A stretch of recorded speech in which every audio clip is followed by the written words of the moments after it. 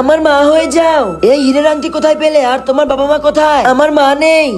তাহলে তোমার বাবা কোথায়? আরে রাজু, তুই কোথায় চলে গিয়েছিলি? তোকে খুঁজতে খুঁজতে তো পাগল হয়ে যাচ্ছি।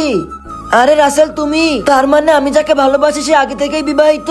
আরে মিনি, ক্ষমা করো, মনে হয় রাজু তোমাকে অনেক বিরক্ত করেছে। কোনো সমস্যা নাই রাসেল, আমি কাছে গেলাম, দেরি হয়ে যাচ্ছে। চাচ্চু, আমি আবার চাচির কাছে যেতে চাই। রাজু, তুই অনেক দুষ্ট হয়ে গেছিস। আমার হবু বউয়ের জন্য কাপড় দেখতেছি, আমাকে একটু সাহায্য করবে? আমার চাচির কাছ থেকে দূরে সরে যাও। এই শয়তান বাচ্চা কার? ক্ষমা করবেন স্যার, একটু দুষ্টুমি করে। আপনার হবু বউয়ের কাপড় পছন্দ না হলে আবার ফেরত দিয়ে যাবেন। আচ্ছা ঠিক আছে, তোমার মোবাইল নাম্বারটা দাও।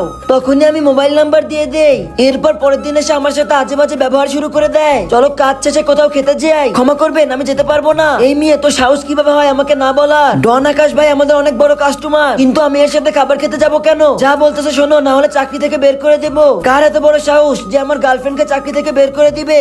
মালিক আপনি। নেক্সট পার্ট দেখার জন্য ভিডিওটিকে লাইক করে চ্যানেলটিকে সাবস্ক্রাইব করে দাও।